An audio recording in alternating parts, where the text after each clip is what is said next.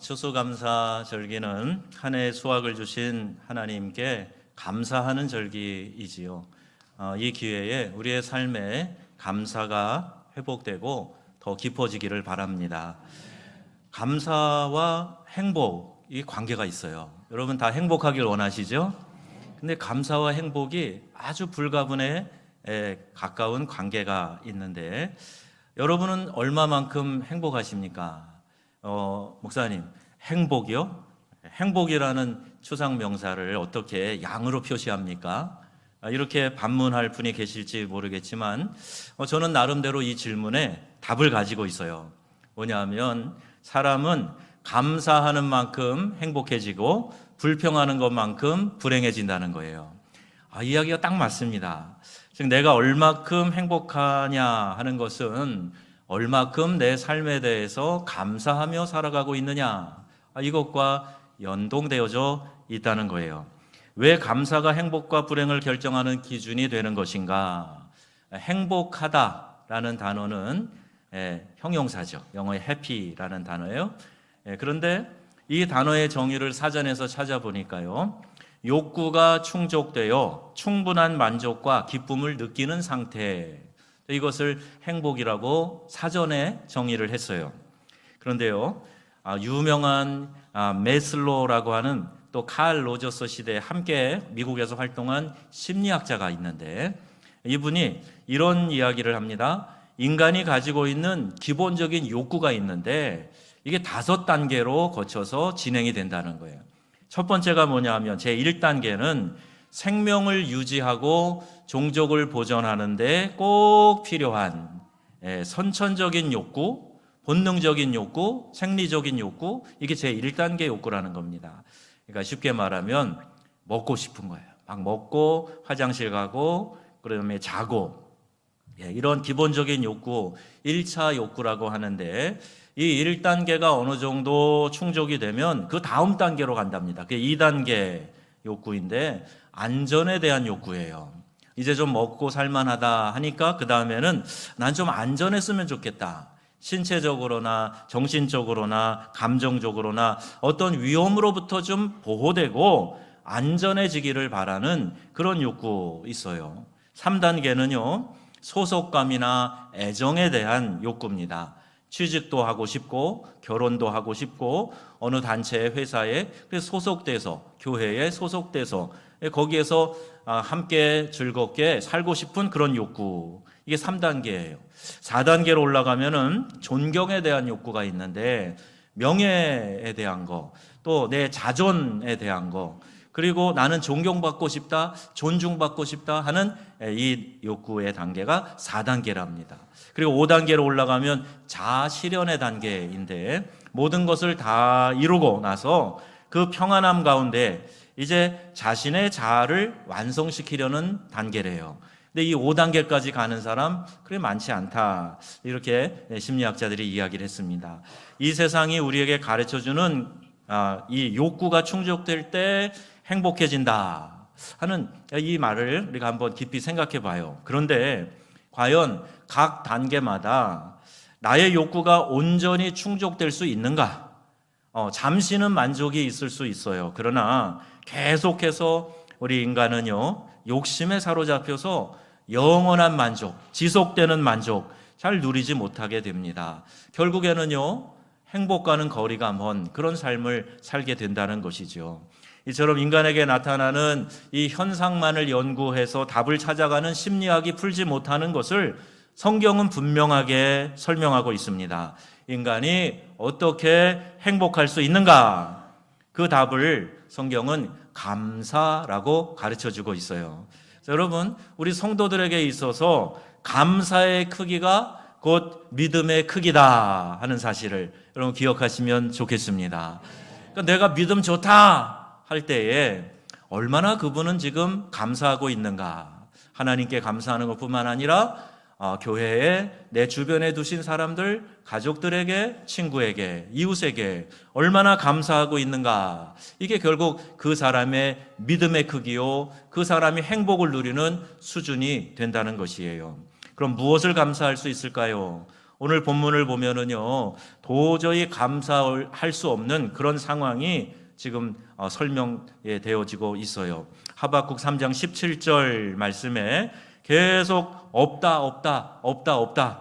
그렇게 나와 있지요. 함께 읽어보겠습니다. 비록 무성하지 못하며 포도나무에 열매가 없으며 감람나무에 소출이 없으며 밭에 먹을 것이 없으며 우리의 양이 없으며 외양간에 소가 없을지라도.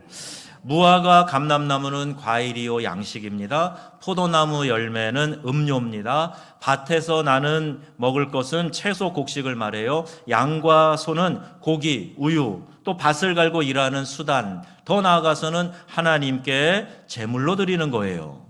예배 드릴 때 꼭 필요한 것조차도 없다는 이야기입니다. 이것이 다 없어요. 정치, 경제, 종교도 모든 것이 다 엉망이 되어버린 그런 상황을 이야기하고 있어요. 앞에 말씀드린 그 메슬로의 이야기에 따르면 1단계 기본 욕구조차도 충족되지 못하는 그런 상황입니다. 1단계가 어느 정도 충족돼야 그 다음 단계, 2단계, 3단계 올라간다 그랬잖아요. 그런데 지금 이 상황은 정말 감사하기 어려운 상황이에요. 아무것도 없어요. 기본적인 것도 없어요. 먹고 입고 쓸 것조차 없는 그런 상황에 있습니다. 그런데 하박국은 뭐라 그러냐? 감사하다라고 하나님께 그 감사의 고백을 올려드리고 있는 거예요. 여기에 위대한 접속사가 있는데요. 없을지라도 라는 단어입니다. 이 접속사는 다른 말로 얘기하면 그럼에도 불구하고, 그런 말로 대치가 가능하지요. 성숙한 신앙은 여러분 그럼에도 불구하고의 신앙인 줄로 믿습니다. 이게 성숙한 신앙이에요. 지금 나의 삶은 이럴지라도 그럼에도 불구하고 하나님 감사합니다. 감사의 조건을 찾아보는 거예요. 도대체 무엇을 감사하다고 말하고 있는 것입니까? 아니, 오늘 우리의 문제로 좀 돌아와서 지금 우리는 무엇을 감사할 수 있습니까? 뜻한 대로 잘 되어지지 않고 삶이 어렵고 비즈니스도 시원치 않고 몸이 자주 아프고 여러 가지 스트레스 때문에 힘들고 걱정스럽고 도대체 이 상황에서 무엇을 감사할 수 있느냐 말이에요. 왜 감사가 그토록 부재한가? 감사의 이유를 편안한 삶, 유복한 삶, 여기에서 찾기 때문에 도대체 감사할 게 뭐가 있지? 감사를 잘 찾아내지 못한단 말이에요. 불안이 구름처럼 뒤덮인 이 세상에서 무엇으로 감사할 수 있을까? 자, 비슷한 상황에 있었던 하박국의 감사 이야기를 한번 들어보겠습니다. 첫째로 그는 무엇을 감사하고 있습니까? 구원자 하나님으로 말미암아 즐거워하고 기뻐한다 말하고 있어요. 여러분, 인생은 누구를 만나느냐에 따라서 크게 성패가 좌우됩니다. 어제 우리 다니엘 기도 마지막 합심 기도할 때 좋은 만남을 위해서 기도했어요. 저도 오늘 새벽에도 이 만남을 위해서 1시간 기도하면서 하나님 좋은 만남을 주세요. 그게 우리의 인생의 방향을 결정하기 때문에 그래요. 그런데 구원자 하나님을 만나는 것이 너무너무 중요한 겁니다. 여러분, 우리가 살면서 하나님을 나의 구원자로 만나지 못하면 아쉽게도요, 이 하나님을 심판주로 만나게 돼요. 그래서 여러분, 이 땅을 사는 동안 우리 하나님을 여러분의 구원자로 만나시기를 주님의 이름으로 축복합니다. 인생에서 제일 중요한 만남, 예수 그리스도와의 만남이에요. 복음이 그 이유를 설명하고 있지요. 여러분, 복음을 5가지 단어로 골자를 설명해봐라. 그러면 우리 새가족 교육할 때 제가 첫 시간 그 이야기를 해요. 여러분, 많은 분들이 새가족반을 수료하셨는데 기억하시는지 모르겠어요. 5단어입니다. 첫째는 은혜, 인간, 하나님, 예수 그리스도, 믿음이에요. 은혜, 너희가 그 은혜로 인하여 믿음으로 말미암아 구원을 얻었나니 이것이 너희에게서 난 것이 아니요 하나님의 선물이라 말씀하고 있죠. 그래서 천국은 값없이 주시는 하나님의 선물입니다. 우리가 어떤 공로로 노력을 해서 천국 갈 티켓을 따내는 게 아니라 하나님의 은혜로 우리의 믿음으로 말미암아 고백한 그 신앙 고백 안에서 하나님의 은혜로 값없이 주시는 것이에요. 여러분, 구원받은 하나님의 자녀라면 무조건 이것 하나만 생각하시고 감사하시기 바랍니다. 이게 감사의 가장 기본적인 이유예요. 두 번째, 복음의 두 번째 중요한 키워드, 골자가 뭡니까? 우리 인간이 어떤 존재냐 하는 거죠. 우리 인간은 죄인이에요. 모든 사람이 죄를 범하였음에 성경은 단언해서 말하고 있습니다. 그래서 인간은 스스로 자기를 죄에서 구원할 수 없어요. 그래서 하나님께서 우리 인간을 구원할 계획을 세우시죠. 왜? 하나님은 사랑이셔서 우리를 다 구원하시고 싶으신데 동시에 하나님은 공의로우신 하나님이시기 때문에 심판받을 자의 죄를 결단코 그냥 면제해 주지 못하시는 거예요. 누군가 이 죄를 대신 지고 죄의 형벌을 받아야 될 대상, 그게 바로 예수 그리스도이십니다. 예수 그리스도가 죄값을 치르시고 십자가에 달려 나 대신 죽어주신 거예요. 나 대신 죄값을 치르신 그분이 계시기 때문에 누구든지 그 예수님을 나의 구원자입니다, 나의 하나님이시고 나의 주님이십니다 라고 고백하고 영접하기만 하면, 영접하는 자 곧 그 이름을 믿는 자들에게는 뭘 주셔요? 하나님의 자녀가 되는 권세를 주신다 말씀하고 있습니다. 이곳에 모여있는 우리 많은 성도님들, 우리 어린 자녀들 모두가 다 예수 그리스도 나의 주님이십니다 고백하셔서 하나님의 자녀의 권세를 누리시기를 주님의 이름으로 축원합니다. 이게 복음의 중요한 골자예요. 그 마지막 다섯 번째는 믿음이라는 거예요. 믿음. 여기가 주 예수를 믿으라 그리하면 너와 내 집이 구원을 얻으리라 말씀하세요. 이 믿는다는 것은 머리로만 믿는 게 아니에요. 내가 좀 불안한 일이 있을 때, 어려운 일이 있을 때 그 상황이 지나가도록 의지하는 거, 잠깐 의지하는 거, 이런 현세적인 믿음 아니에요. 내 구원을 위해서 예수 그리스도만을 철저히 신뢰하는 믿음, 이것이 구원 얻는 믿음인 줄로 믿습니다. 이 믿음이 있어야 된다. 그래서 여러분, 이 중요한 단어들을 생각하시면서 오늘 예배에 계신 모든 분들 은혜 안에서 죄된 나의 죄를 용서하시는 사랑의 하나님을 믿으시고 나의 구원자 되시는 예수 그리스도를 영접하시는 이 믿음의 소유자들이 다 되시기를 주님의 이름으로 축원합니다. 요한복음 3장 16절 말씀 우리 함께 읽겠습니다. 하나님이 세상을 이처럼 사랑하사 독생자를 주셨으니 이는 그를 믿는 자마다 멸망하지 않고 영생을 얻게 하려 하심이라. 아멘. 여러분 모두가 예수님을 이 땅에서 구주로, 주님으로 만나시기를 축복합니다. 두 번째는요, 무엇을 감사할 수 있을까? 하나님의 선하신 뜻을 믿었기 때문에 감사했던 거예요. 비록 지금은 내가 아무것도 가지지 못했어요. 그러나 하나님께서 나를 이 실패한 자리에 그대로 두시지 않을 거야. 하나님께서 내게 최선의 것을 베풀어 주실 거야. 이걸 믿는 믿음이에요. 이것이 하나님의 선하신 뜻을 믿는 겁니다. 여러분, 하나님의 계획은 내 계획보다 더 철저하고 정확한 줄로 믿습니다. 그러니까 지금 내 눈에 보이지 않아도, 지금 내 상황이 녹록지 않아도 하나님의 선하신 뜻이 있으시기 때문에 반드시 이 상황은 지나가게 될 것이다 라고 믿는 믿음이에요. 다니엘 3장 17절 18절 말씀해 보시면 그들이 우상을 섬기는 그 일에 동참하도록 강요당하잖아요. 그런데요, 이렇게 얘기합니다. 우리는 우상 숭배하지 않아요. 하나님 한 분만을 섬길 겁니다. 그런 철저한 신앙 고백을 하면서요, 왕이여, 우리가 섬기는 하나님이 계시다면 우리를 맹렬히 타는 풀무불 가운데 집어넣어도 건져내실 것이고 왕의 손에서도 건져내실 겁니다. 그리 아니하실지라도 왕이여, 우리가 왕들의 신들을 섬기지 아니하겠고 왕이 세우신 그 금신상에 절하지 아니할 줄을 아시옵소서. 지금 누구 앞에 이야기하는 거예요? 왕 앞에서요. 내 생명을 걸고 내가 죽더라도 하나님 한 분만을 섬기지 나 우상 숭배 안 하겠습니다. 하나님이 풀무불에 들어가 있어도 나를 건져내실 것이고 혹 그렇게 하지 아니하실지라도 나는 우상 숭배하지 않습니다. 이 믿음의 지조를 가지고 나갈 때 하나님이 그들을 보호하시고 인도해 주신 거예요. 여러분 우리 복음성가 그리 아니하실지라도 뭐해요? 감사해요. 주님 뜻을 믿기 때문이죠. 우리 이런 찬양 부르지 않습니까? 여러분 지금은 답을 알지 못하셔도 하나님의 그 선하신 뜻을 믿으시며 감사하실 수 있기를 축복합니다. 세 번째, 뭘 감사했는가 보니까 내게 주신 것을 인하여 감사한 거예요. 없는 것을 생각하면 자꾸 마음이요 좋지 않아요. 나 이것도 없네, 이것도 없네, 누구는 있는데 나는 없네. 그럼 상대적인 박탈감 누리며 살아가요. 우리 대한민국의 여러분, 이 경제가 이렇게 성장하고 OECD 국가 안에 들어가고 세상 완전히 뒤집혀진 것처럼 깜짝 놀랄 만큼 축복된 삶을 살지만 옛날보다 감사가 많아졌나요? 옛날보다 기쁨이 더 많아졌나요? 만족감이 더 늘어나셨나요?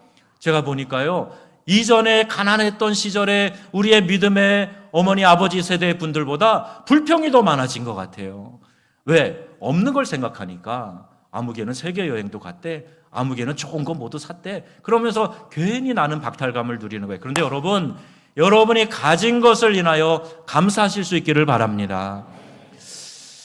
그래도 마음에 동의가 안 되시는 분이요, 이 생각을 해보세요. 가진 것은 다를 수 있어요. 사우디 왕자가 오니까 지금 우리 재벌 8분이 초청받아갖고 막 헐레벌떡 달려갔다는 얘기가 기사로 나오고 그러는데요. 여러분, 부자는 굉장히 부자도 있는가 봐요.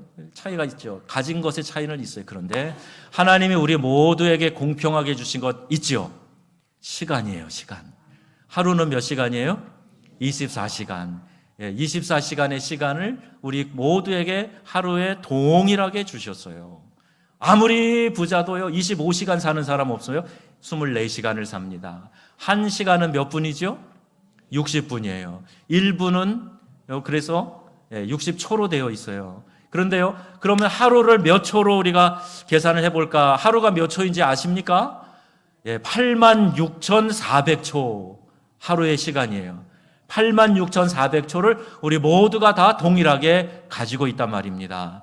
내 주위에 여러분 있는 사람들, 내가 속한 교회, 내가 마음껏 찬양하고 예배할 수 있는 이 공간, 나를 사랑하며 교제하는 신앙의 공동체의 목원들, 함께 예배하며 말씀 배우며 또 우리의 기관에서 오늘 발표해야 할 텐데 기관 모임하며 서로 웃고 즐거워할 수 있는 사람들, 이렇게 나를 위해서 어떤 상황에서든지 기도해 줄 수 있는 사람들이 있다는 거 여러분 얼마나 행복한 줄 아시길 바랍니다. 하나님이 나에게 동일하게 해주신 이 시간처럼 동일하게 하나님께서 왜 비교될 수 없는 특별한 것들을 나에게 허락해 주셨다 하는 이 마음을 가지고 가진 것으로 인하여 감사하실 수 있기를 바랍니다. 내게 주신 자녀들로 인해 여러분 감사드려 보셨나요? 오늘 우리 아기들이 너무너무 예뻐요. 또 우리 이제 새 아기가 태어나서 지금 병원에 있고 산후조리원으로 오늘 이제 옮겼는데 또 이제 새 생명이 잉태됐다는 소식 듣고 얼마나 기쁜지 몰라요. 하나님께서 우리에게 주신 우리 자녀들, 새근새근 잠자고 있는 아기들을 보면서 여러분 하나님 감사합니다 하는 분들 계시겠죠? 그런데 여러분, 말 안 듣는 미운 5살 아이들, 속을 뒤집어 놓는 아이들과 남편, 바가지 박박 긁는 그러면서 맨날 이렇게 스트레스 주는 아내, 그리고 늘 귀찮게 하는 남편, 여러분 예쁘다고 생각이 잘 안 들지 모르겠어요. 그런데 여러분, 그들도 내 곁에 있게 하신 하나님, 그 하나님의 섭리를 생각하면서 감사하실 수 있는 분들이 다 되시면 좋겠습니다. 가만히 생각해보면 그래 맞아. 나도 부족하지만 내 옆에 두신 이 사람으로 인하여 내가 배우고 더 성숙하고 더 완전을 향해 나아갈 수 있다. 하나님이 나를 배려하셔서 내 옆에 이 사람을 두신 거야. 하나님께서 나를 사랑하시기 때문에 나에게 이 생명을 맡기신 거야. 이 이웃을 내 옆에 두신 거야. 여러분 생각하며 감사하시기를 바랍니다. 디모데전서 4장 4절 말씀이에요. 같이 읽겠습니다. 하나님께서 지으신 모든 것이 선함에 감사함으로 받으면 버릴 것이 없나니. 아멘. 감사함으로 받으면 버릴 게 없대요. 하나님이 선하신 뜻 가운데 우리에게 허락하시기 때문이라는 거지요. 여러분, 없는 것 때문에 불평하지 마시고 있는 것으로 인하여 감사하시기를 바랍니다. 감사는 생각으로부터 온다고 말했지요. 무슨 일이 일어나도 어떤 어려운 상황에 처해 있어도 깊이 생각하면 그 안에 감사할 것들이 수없이 많이 들어있어요. 여기 작품 하나 보시겠습니다. 밀레의 만종이에요. 바르비종에서 이 작업을 했는데 1906년에 프랑스 루브르 박물관에서 기증을 했죠. 밭에서 일을 끝내고 저녁 종이 울리는 가운데 부부가 감사의 기도를 드리고 있는 장면이라고 우리가 알고 있습니다. 그런데 여러분, 이 프랑스 루브르 박물관에서 자외선 투사 작업을 통해서 이 만종의 그 뒤에 있는 저 수레가 보이시죠? 거기가 감자 바구니로 되어 있는데 원래는 그 자리에 아이의 관이 있었어요. 그걸 이제 그 연대를 추정하면서 이 자외선으로 이것을 찾아낸 겁니다. 그런데 그 관에 아이가 누워 있는 그림을 처음에 밀레가 그렸거든요. 작품을 이제 출시하려고 할 때에 그 친구가 간곡히 말립니다. 그 시대 상황이 그렇게 암울했어요. 굶어 죽는 아이들이 많았어요. 그래서 그 굶어 죽는 아이들을 그냥 자연스럽게 그렸는데, 야, 그래도 이거 너무하지 않니? 그림을 여기를 좀 바꾸면 좋겠다. 이거 간곡하게 부탁을 하니까요. 그 그림을 바꾸어 가지고 저 뒤에 이렇게 감자 바구니 같은 것을 그려서 넣게 된 것입니다. 그러면서 수확의 기쁨을 기도하는 부부로 설명이 이렇게 대치가 된 거예요. 아이가 죽은 큰 슬픔에서도 그 일을 하면서 들녘에서 하나님 앞에 머리 숙여서 기도하는 이 부부의 모습을 감사의 모습으로 그려낸 것입니다. 여러분, 이런 상황에서 감사할 수 있을까? 배고파서 아이들이 죽어가는 상황에서 내가 하나님께 감사할 수 있을까? 나 먹을 거 없어서 이렇게 배를 쫄쫄 곪고 있는 상황에서 감사할 수 있을까? 그럼에도 불구하고 하나님의 섭리를 생각하며 감사할 때 우리의 영안이 열리고 하나님이 우리에게 주신 그 많은 감사의 이유들을 발견할 수 있게 된다는 것입니다. 생각해 보면 감사할 일이 아주 많이 있어요. 어려움 중에도 내 마음을 알아주고 함께 해준 사람들, 격려와 용기를 주는 사람들, 외롭지 않도록 곁에 있어준 사람들, 그 사람 때문에 우리가 얼마든지 감사할 수 있다는 겁니다. 감사는 하나님의 뜻임을 기억하시기 바랍니다. 인류의 마지막 때가 다가올수록 사람들이 점점 이런 성향을 갖게 될 것이다. 디모데후서에 말씀하는데 어떻게 되어 있나요? 뭐라고 되어 있어요? 자기를 사랑하며 돈을 사랑하며 자랑하며 교만하며 비방하며 부모를 거역하며 뭐 하지 않아요? 감사하지 아니하며 거룩하지 아니하며. 말세가 되어질수록 감사하는 마음이 점점 사라진다라고 성경이 말씀하는 거예요.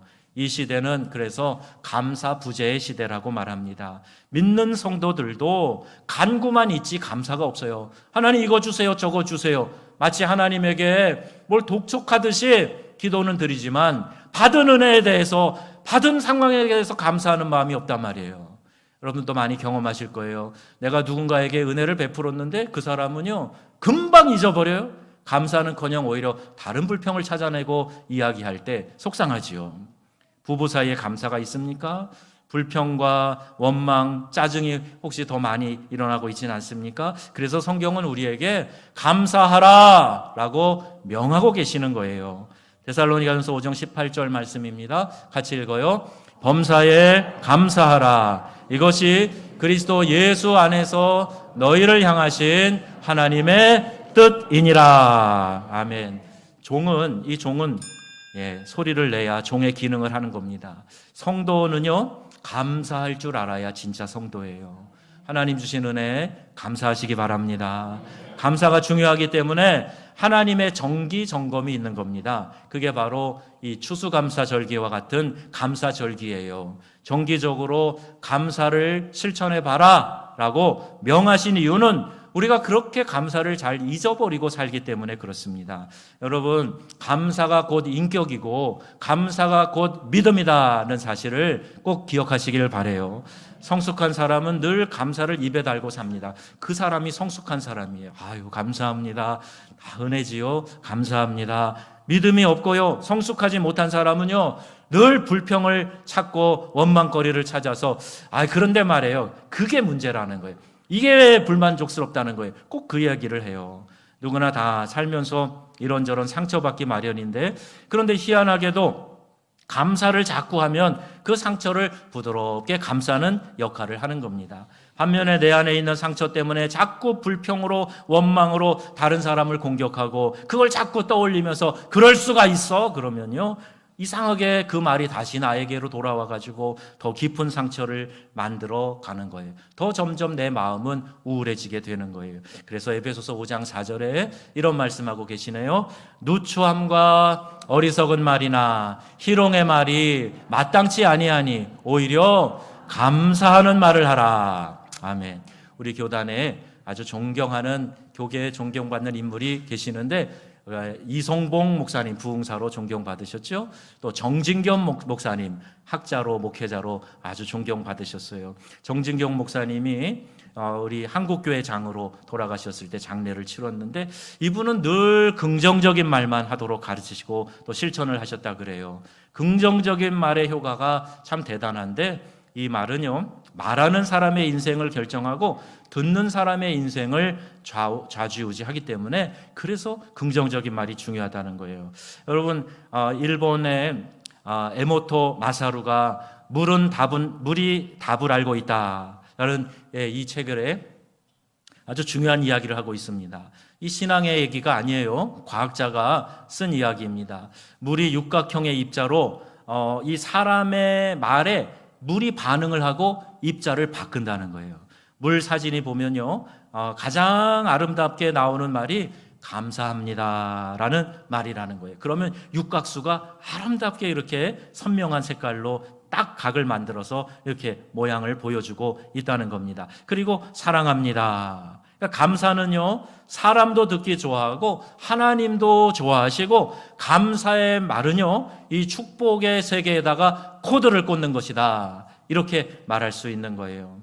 그래서 우리가 이 말할 때 감사하는 말을 자꾸 하게 되면 우리의 인생이 바뀌어갈 수 있다는 사실을 기억하시고, 감사의 말을 많이 하시고 많이 가르치시는 우리 성도님들 되시기를 바랍니다. 여러분, 감사의 말은요, 내게만 축복을 가져오는 게 아니에요. 그 이야기를 듣는 주변 사람들에게도 축복을 가져옵니다. 근데 감사의 말을 하라는 거죠. 이스라엘 백성이 광야에서 원망할 때, 우리를 죽이려 하느냐, 우리는 망했다, 이렇게 이야기할 때, 너의 말이 내 귀에 들린 대로 내가 너에게 시행하리라, 하나님 말씀하셨어요. 원망의 말을 지우고 감사의 말을 해야 할 이유입니다. 불평이 올라오면 여러분, 아주 특효약이 있어요. 무슨 약인지 아세요? 감사약이에요. 불평이 올라오면 빨리 약 드세요. 감사약 드시기 바랍니다. 자꾸 감사하는 것을 찾아내서 내 입으로 고백하는 거예요. 여러분, 옆에 있는 사람에게 감사약 필요하세요? 감사약 드세요. 한번 말씀해 보세요. 감사약 필요하십니까? 꼭 감사약 드세요. 예. 감사 계수기가 있어요.